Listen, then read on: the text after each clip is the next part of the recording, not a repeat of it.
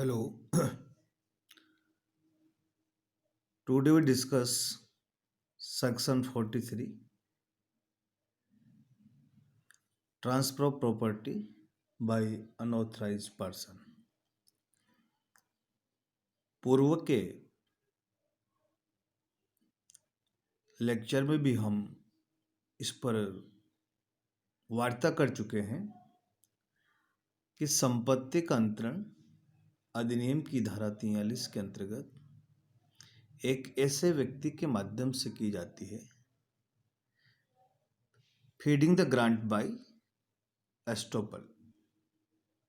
Estoppel सिद्धांत भी बंधन का सिद्धांत ऐसे व्यक्ति के संदर्भ में ही विवेचित किया गया है जिसका उल्लेख अधिनियम की धारा 43 में किया गया है। संपत्ति अंतरण अधिनियम 1882 की धारा 43 भी एक ऐसे व्यक्ति के संदर्भ में कानूनी प्रावधानों का उल्लेख करती है कि अपराधिकृत व्यक्ति द्वारा संपत्ति का अंतरण जो अंतरित संपत्ति में बाद में हित अर्जित कर लेता है, परंतु संपत्ति के सव्यवहार के समय, ट्रांजैक्शन के समय वो वास्तविक रूप से संपत्ति में कोई हित नहीं रखता है या अंतरण करने के लिए उसके पास स्वामित्व निहित नहीं होता है या अधिकृत नहीं है। इसके उपरांत भी यदि कोई व्यक्ति दूसरे को यह एश्योरेंस दिलाता है, ये एश्योरेंस या आश्वासन कपट पूर्वक या भूलवश हो सकता है और दूसरे पर्सन को, दूसरे व्यक्ति को इस बात का विश्वास दिलाता है कि he is solely competent transfer of property, कि वह अकेला ही एक ऐसा व्यक्ति है जो संपत्ति को अंतरण करने के लिए अधिकृत है या एक सक्षम अंतरण करता है, और दूसरा व्यक्ति उसकी बातों में विश्वास करके या आवश्यक सावधानी बरतने के उपरांत उसे भी विश्वास हो जाता है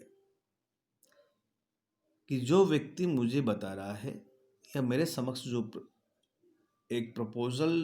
या प्रस्तावना रख रहा है कि वही संपत्ति को अंतरण करने के लिए अधिकृत है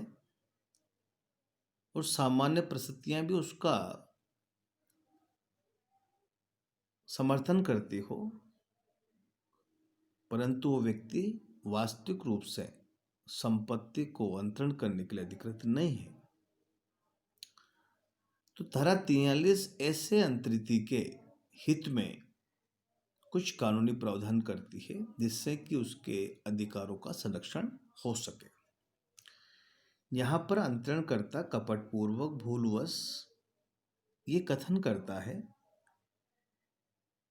कि वह अचल संपत्ति को अंतरण करने के लिए अधिकृत है, जबकि वास्तविक रूप से वह नहीं होता है। दूसरा व्यक्ति जिसे हम अंतरिति कहेंगे,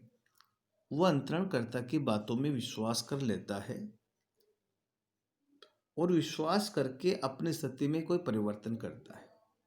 जैसे वो प्रतिफल के बदले में उस संपत्ति को खरीदने का एग्रीमेंट कर लेता है। जिस समय एग्रीमेंट होता है उस समय वास्तविक रूप से वो व्यक्ति अंतरणकर्ता संपत्ति में किसी प्रकार का हित नहीं रखता है, परंतु उस एग्रीमेंट के उपरांत ही या उसके अस्तित्व में रहने के दौरान ही अंतरणकर्ता को उस संपत्ति में कोई हित विधिक प्रक्रिया के माध्यम से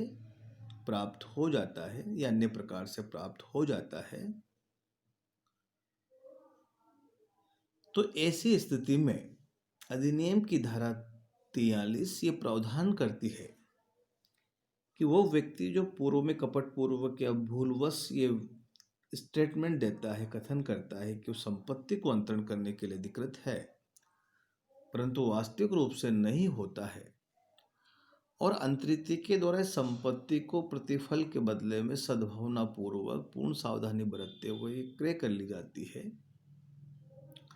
तो विबंधन के सिद्धांत के आधार पर अंतरणकर्ता को इस कथन से इनकार करने से रोक दिया जाएगा कि जिस समय